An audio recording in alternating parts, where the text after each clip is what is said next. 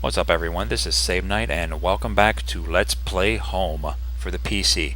Second run. As previously stated in the other videos, I'm doing a multiple playthrough for this game because there's actually different endings you can get depending on what you did throughout the game. This game is, I can't remember what the term's called, but its gameplay is based on what you interact with, what you pick up, what you examine, what you take, what you everything actually.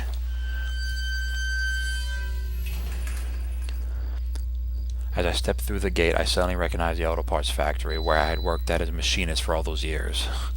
The plant had closed almost 3 years ago now. Times were better then. I thought I could hear a faint rustling behind me. Maybe it was just the wind.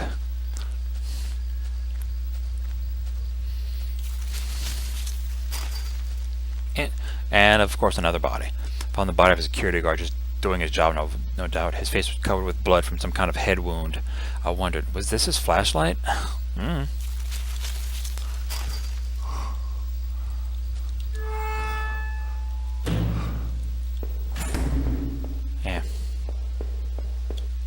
One of the lockers hung open, its contents were tossed around like someone had been looking for something.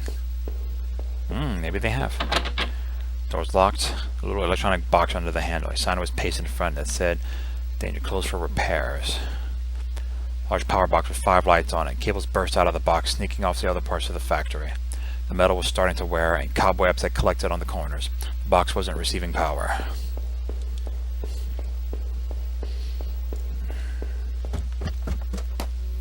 Every part of this plant smelled old and rotted. I noticed the old bulletin board on the wall. And wrong way. The board contained yellowed clippings of newspaper cartoons and notices. There were notes to and from the guys that worked here. One of them was to Norman, who was one of the older guys on the line. Our old break table, the layer of dust and grime only made seeing this sting more.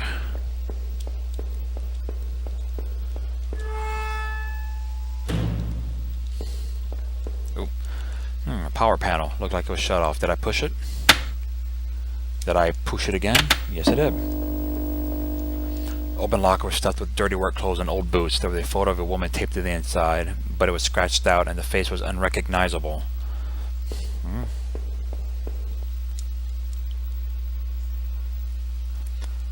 Yep, okay.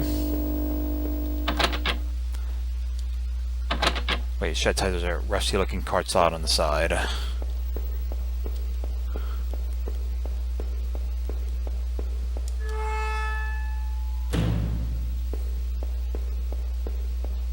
Doop-de-doop-de-doo.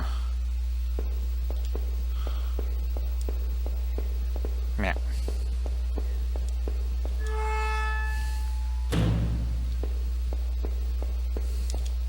There's Norman's locker. The door was dented like somebody had punched it. I remember him doing that when we worked there. And that could help me get the power back on. Did I push it? Yes. Okay. Utility shelf crammed with mismatched tools and items. There was a claw hammer on the shelf. Did I take it? Yes. I took it. It wasn't as dusty as the rest of the tools on the shelf. The locker was a complete mess. Hidden at the bottom, though, was a magnetic card. Did I take it? Yes. Slipped the key card into my pocket. There's the panel that looked like it could help me get the power back on. Okay. Oh, nope. Not. One more time. Nope. One more time. There we go. Nope. Nope. Yep.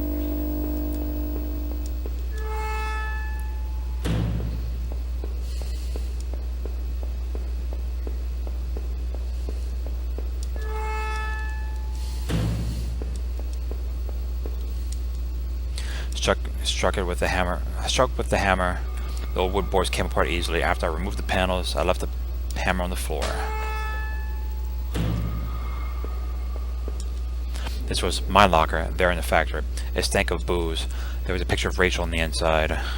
It looked like it had been torn up. I thought I had taken that picture home when the factory closed. There was a mess of empty booze bottles. I wonder if that man in the house had something to do with this. Sure had a lot of alcohol at his place.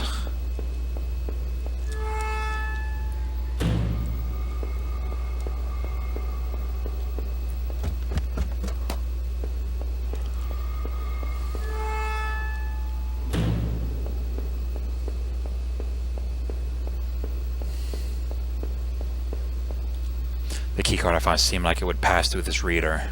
Did I use the keycard? Yes. Beep. And it's somehow locked itself again.